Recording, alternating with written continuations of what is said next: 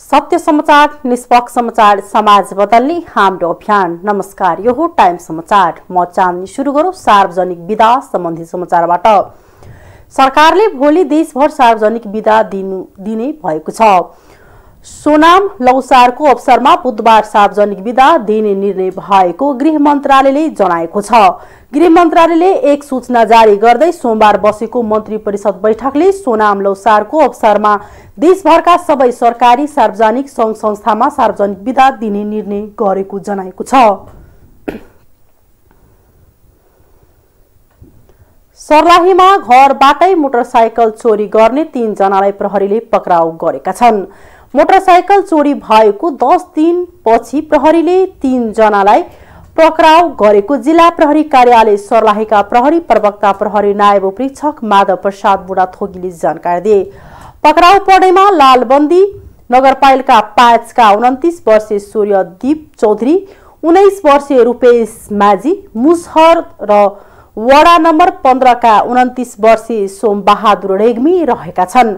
प्रहरीले तीनै जनालाई मेजरगञ्जबाट र मोटरसाइकल सोमबहादुर रेग्मीको घरबाट बरामद गरेको छ।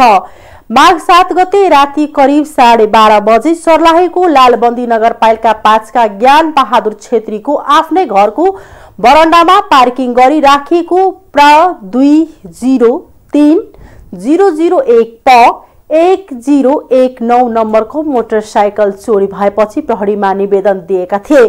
प्रहरीले मोटरसाइकल खोज्ने क्रममा सोमबार 3 जनालाई पक्राउ गरेका छन्। कैलालीको पचमुडिया सब डिभिजन कार्यालयका सहायक वन अधिकृत विश्वराज पण्डितमाथि कालो मोसो दालिएको छ। नेत्र विक्रम चन्द विप्लव नेतृत्वको नेपाल कम्युनिस्ट पार्टीका कार्यकर्ता बताउने एक समूहले सहायक वन अधिकृत पण्डितलाई कालो मोसो दालेका हुन्। घटना पश्चात सहायक वन अधिकृत पण्डित आफैले उक्त तस्बिर सार्वजनिक सामाजिक सञ्जालमा सार्वजनिक गर्दै औकात भए समाज रूपान्तरणको लागि खुला बहसका लागि मोसो दाल्नेहरूलाई चुनौती दिएका छन्। उनले चरित्रमा दाग नलगाउने जेलसम्म अनेक रंग पोतेर केही फरक नपर्ने उल्लेख गरेका छन्। आफ्नो चरित्रमा दाग नलाग्नु जेलसम्म अनेकौं रंगहरू पोतेर खासै फरक नपर्ने भन्दै पण्डितले समाज रूपान्तरणको खुला बहसमा आउन चुनौती पनि दिएका छन्। चन्दा आतंकको विरोध गरेकाले विप्लवका कार्यकर्ताहरूले आफूमाथि दुर्व्यवहार गरेको पण्डितको भनाइ छ। प्रधानमन्त्री शेरबहादुर देउवाले स्थानीय तहको निर्वाचनबारे छलफल गर्न निर्वाचन आयोगका पदाधिकारीलाई बोलाएका छन्। प्रधानमन्त्रीको सचिवालय स्रोतका अनुसार मंगलबार दिउँसो 3 बजे आयोगका पदाधिकारीलाई बालुवाटार बोलाएको छ। गत शनिबार बसेको सत्तारूढ गठबन्धनको बैठकले जेठभित्रै स्थानीय तहको निर्वाचन गर्ने र सरकारले निर्वाचन आयोगसँग छलफल गरेर मिति तोक्ने निर्णय गरेको थियो। सो निर्णयपछि प्रधानमन्त्री देउवाले पहिलो पटक आयोगका पदाधिकारीसँग छलफल गर्न लागेका हुन्। प्रमुख निर्वाचन आयुक्त दिनेश थपलिया सहितका आयोगका पदाधिकारी मंगलबार बालुवाटार जानेछन्। निर्वाचन आयोगले स्थानीय तह निर्वाचन ऐन 2073 अनुसार आगामी जेठ 5 गते देशभरका स्थानीय तहका जनप्रतिनिधिको कार्यकाल समाप्त हुने भएकाले त्यस अघि नै निर्वाचन गर्नुपर्ने बताउँदै आएको छ। प्रधानमन्त्री शेरबहादुर देउवाले स्थानीय तहको चुनाव अनुमति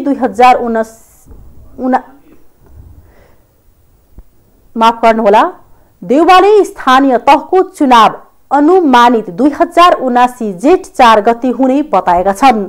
बागमती प्रदेशका पदाधिकारीसँगको छलफलमा प्रधानमन्त्री देउवाले निर्वाचन आयोगको परामर्शमा जेठ 4 गते स्थानीय तहको निर्वाचन गर्ने बताएका हुन्। भेटमा सहभागी कांग्रेस नेता किरण गिरीले प्रधानमन्त्रीको भनाइ उद्धृत गर्दै भने स्थानीय तहको निर्वाचन अनुमानित जेठ 4 मा हुन्छ, त्यसको लागि तयारी गर्न भन्नु भएको छ। नेकपा एमाले आफ्ना मागको सम्बोधन नभएसम्म प्रतिनिधि सभाको बैठक अवरुद्ध पार्ने चेतावनी दिएको छ।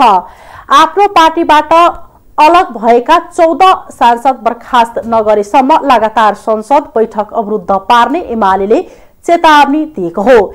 एमालेका महासचिव शंकर पोखरेलले आज सामाजिक सञ्जालमा लेखेका छन्, जबसम्म प्रतिनिधि सभाको अवरोधका विषयमा नेकपा एमालेको मागको सम्बोधन हुँदैन तबसम्म अन्य एजेन्डामा सहभागी हुने कुरा छैन।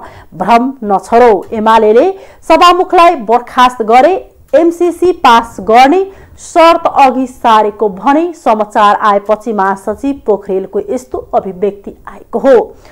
भदौ 23 गतेबाट सुरु प्रतिनिधि सभाको नव अधिवेशन प्रमुख प्रतिपक्षी दल नेकपा एमालेको अवरोधका पटक पटक स्थगित भएको छ। भदौ 1 गते एमाले आफ्ना 14 सांसदलाई पार्टीबाट निष्कासन गरेको सूचना संसद सचिवालयमा दर्ता गराएको थियो, तर सभामुख अग्निप्रसाद सापकोटाले अध्ययन र परामर्श भन्दै त्यसको सूचना टाँस नगरेर समय बिताइदिएका कारण एमाले सभामुख सापकोटा विरुद्ध आक्रोशित छ। एमाले निष्कासन गर्ने निर्णय गरेका मध्ये माधव कुमार नेपालकै नेतृत्वमा अहिले नेकपा एकीकृत समाजवादी दल दर्ता भएको छ र त्यस विरुद्ध एमाले दायर गरेको रिट सर्वोच्च अदालतमा विचाराधीन छ। एमाले सभामुखको निष्पक्षतामा मै प्रश्न उठाएर उनको राजीनामा मागिरहेको छ र त्यसैकै निमित्त सदन अवरोध गरिरहेको छ। यसको अवसर राष्ट्रिय सभामा पनि परेको छ। स्थानीय तहको चुनावका लागि तत्काल मिति घोषणाको माग गरी प्रमुख प्रतिपक्ष दल नेकपा एमाले निकट विद्यार्थी संगठन अनेर सुब्युले प्रदर्शन गरेको छ। अनेरा सुब्युले आज बिहान ललितपुरको पुलचोकमा रहेको मन्त्री निवास अगाडि प्रदर्शन गरेको हो। साथै उनीहरूले चुनावको मिति तत्काल घोषणा गर, चुनाव सार्न पाइदैनन् लगायतका नारा लगाएका थिए। प्रदर्शनकारीले निवासबाट बाहिर्दै गरेका सञ्चार तथा सूचना प्रविधि मन्त्री एवं सरकारका प्रवक्ता ज्ञानेन्द्र बहादुर कार्कीलाई कालो झण्डा समेत देखाएका छन्। सत्ता साझेदार 5 दलीय गठबन्धनले आउँदो जेठभित्र स्थानीय तहको चुनाव गर्ने सहमति गरेका छन्, तर सरकारले अहिलेसम्म चुनावको मिति भने तय गरेको छैन। स्थानीय तहमा बहाल वाला जनप्रतिनिधिको पदावधि जेठ 5 गते समाप्त हुँदैछ। आर्थिक समाचार।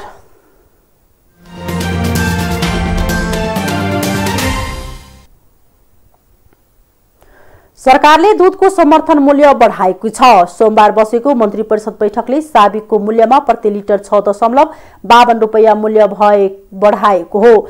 सरकारले मूल्य बढाएसँगै हाल कायम प्रति लिटर समर्थन मूल्य 49.52 रुपैयाँबाट बढेर 56.4 रुपैयाँ पुगेको छ।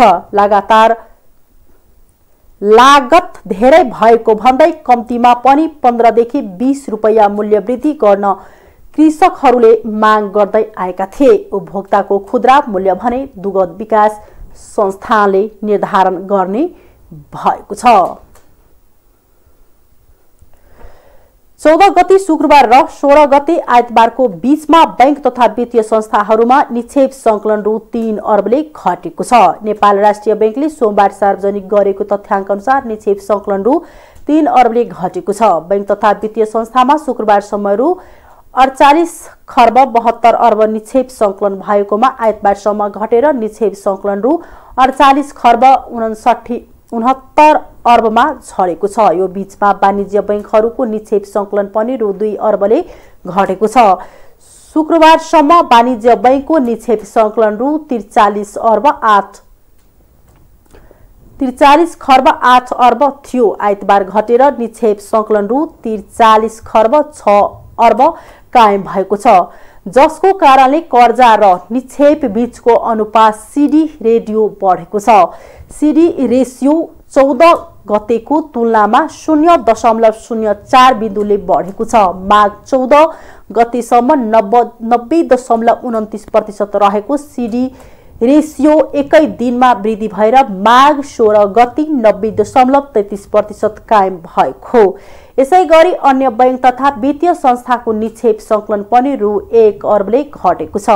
निक्षेपको संकलन घटे पनि कर्जा प्रवाह भने स्थिर देखिएको छ। राष्ट्रिय बैंकका अनुसार हालसम्म बैंक तथा वित्तीय संस्थाहरू मार्फत 46 खर्ब 69 अर्ब रुपैयाँ कर्जा प्रवाह भएको छ। आइतबारसम्म वाणिज्य बैंकहरूको कर्जा प्रवाह रु 41 खर्ब 48 अर्ब रहेको छ। माघ 12 र 13 गतेको बीचमा बैंक तथा वित्तीय संस्थाहरूमा रु 7 अर्ब निक्षेप थपिएको थियो भने सीडी रेसियो 0.12 बिन्दुले घटेर 90.48% पुगेको थियो। अन्तर्राष्ट्रिय समाचार।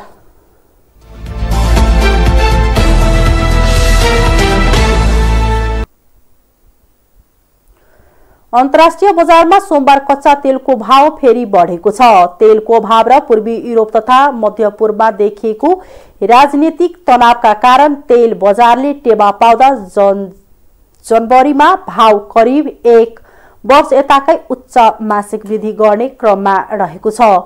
लन्डन स्थित आईसीई को कोमेक्स डिभिजनमा ब्रेन्ट क्रुडको भाव सोमबार प्रति ब्यारेल 1% ले बढेर $90.09 सेन्टसम्म पुगेको थियो।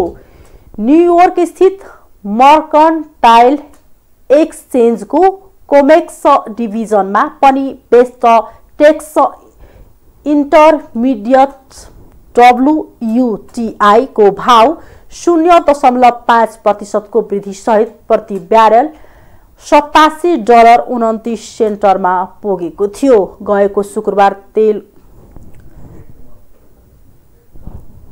29 सेन्टमा पुगेको थियो। गएको शुक्रबार तेलको दुबई बेन्चमार्क सन् 2014 को अक्टोबर यताकै उच्च स्तरमा उक्लिएको थियो। त्यति बेला ब्रेन्टको भाव प्रति ब्यारेल $91.07 र WTI $88.84 थियो। यो महिना तेलको दुबई बेन्चमार्क झण्डै 17% ले बढ्ने क्रममा रहेका छन्। यो सन् 2021 को फरवरी यताकै उच्च मासिक वृद्धि हुनेछ। आजको चिन्ता युक्रेन संकटका कारण उत्पन्न हुने सक्ने आपूर्ति अभाव रहेको र यसकै कारण तेलको भाव बढिरहेको कर्मस बैंकका कमोडिटीज विश्लेषक कास्ट्रेन फ्रिस बताउँछन्। यसका कारण तेलको भाव थप्प बढ्न सक्ने उनको धारणा छ। मध्यपूर्वको अवस्थाका कारण पनि बजारमा दबाव बढेको छ। बढ्दो भू राजनीतिक जोखिम र मागका कारण तेलको मूल्य परिष्य सकारात्मक बन्दै गइरहेको अन्तर्राष्ट्रिय समाचार संस्था रोइटर्सले हालै गरेको एक जनमत सर्वेक्षणले देखाएका छन्। अमेरिकाले आफ्नो देशमा रहेको अफगान दूतावास बन्द गरेर अफगान कूटनीतिज्ञहरूलाई दिएको कूटनीतिक उन्मुक्ति खोसेको छ। यस मामिलासँग परिचित स्रोतहरूले अल अरबियालाई बताए अनुसार लस एन्जल्स र न्युयोर्कमा रहेको अफगान वाणिज्य दूतावासहरू पनि बन्द हुनेछन्। पोजबोक अफगान न्युजले जनाएको छ। अमेरिकामा रहेको अफगान कूटनीतिज्ञहरूलाई यस हप्ताको सुरुमा एक मेमो मार्फत सूचित गर्दै उनीहरूलाई उनीहरूको कूटनीतिक उन्मुक्ति पनि खोसिएको जानकारी दिएको थियो। अल अरेबियाले विदेश मन्त्रालयका एक अधिकारीलाई उद्धृत गर्दै अफगान मिसन वा यसका कर्मचारीहरूको स्थितिमा कुनै परिवर्तन नभएको बताएको छ। यद्यपि एक कूटनीतिज्ञले अल अरबियालाई भने उनीहरूले यहाँ दूतावास र वाणिज्य दूतावासको मिसनहरू बन्द हुने बताएका छन्। पजबोक अफगान न्यूजले उल्लेख गरेको छ। अफगानिस्तानबाट अमेरिकी फिर्ती र तालिबानद्वारा काबुल नियन्त्रणपछि वाशिंगटनको यो कदम झण्डै 6 महिनापछि आएको हो। तालिबानलाई संयुक्त राज्य अमेरिका सहित धेरै अन्तर्राष्ट्रिय समुदायले मान्यता दिएको छैनन्। संयुक्त राष्ट्रिय संघको सुरक्षा परिषदको बैठकमा अमेरिका र रुसका राजदूत बीच आक्रोशपूर्ण भनाभान भएको छ। रुसले युक्रेनमा आक्रमणको लागि सीमा क्षेत्रमा 1 लाख भन्दा धेरै सैनिक परिचालन गरेको भन्दै अमेरिकाको आग्रहमा बसेको सुरक्षा परिषदको बैठकमा संयुक्त राष्ट्रिय संघका लागि रुसी र अमेरिकी राजदूत बीच चर्काचर्की भएको बीबीसीले जनाएको छ। बैठकमा अमेरिकी राजदूत लिन्डा थोमस ग्रीनफिल्डले रुसले पछिल्लो दशकै सबैभन्दा धेरै सैनिक परिचालन गरेर स्वतन्त्र देश युक्रेनको अस्तित्वमाथि धावा बोलिरहेको आरोप लगाउनु भएको खबरमा उल्लेख छ। उहाँले अमेरिकाले समस्याको कूटनीतिक समाधान चाहेको र रुसले युक्रेनमा आक्रमण गरेमा त्यसको निर्णायक जवाब दिने चेतावनी दिनुभयो। तर रुसी राजदूत भास्ली नेवेन्जियाले अमेरिका शक्तिको जन्माद देखाउँदै युक्रेन मामिलामा नचाहिँदा हल्ला फैलाएर विश्वलाई आतंकित बनाइरहेको आरोप लगाउनुभयो। उहाँले अमेरिकी कदम रुसका लागि अस्वीकार रहेको पनि बताउनु भएको छ। रुसले युक्रेन विरुद्ध आक्रमणको तयारी रहेको कुनै प्रमाण देखाउन चेतावनी दिँदै रुसले तालिमको लागि आफ्नो क्षेत्रमा सेना परिचालन गर्दा अमेरिका र युरोपले आपत्ति जनाउनु पर्ने कुनै कारण नरहेको पनि बताउनु भएको छ। बैठकमै अमेरिकी र बेलायतका प्रतिनिधिले रुसले युक्रेनमाथि दमन अन्त्य नगरे आर्थिक सहितका थप्प प्रतिबन्ध लगाउने चेतावनी दिएका छन्। पछिल्लो तनावका विषयमा रुसी राष्ट्रपति भ्लादिमिर पुटिनले हिजो फ्रान्सका राष्ट्रपति इम्यानुएल म्याक्रोसँग टेलिफोन कुराकानी गर्नु भएको छ भने आज अमेरिकी विदेश मन्त्री एन्टोनी ब्लिकन र रुसी समकक्षी सर्गेई लाभरोभबिच कुराकानी हुने बीबीसीले जनाएको छ। खेलकुद समाचार।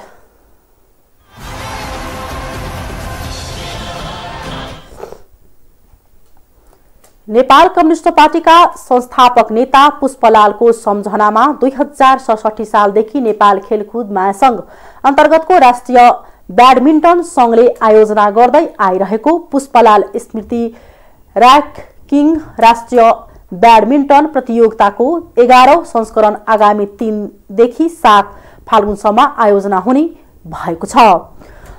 ललितपुरमा आयोजना हुने यस संस्करणमा नखीपाट युथ क्लब ब्याडमिन्टन सकेलले प्रतियोगितालाई साथ दिँदै संयुक्त आयोजकको रूपमा आफूलाई उभ्याएको छ। नेपाल ब्याडमिन्टन संघको प्राविधिक सहयोगमा हुने प्रतियोगितामा संघमा आबद्ध 47 जिल्ला, नेपाली सेना, नेपाल पुलिस र एपीएफ क्लब गरी 50 संस्थाका खेलाडीले सहभागिता जनाउनेछन्।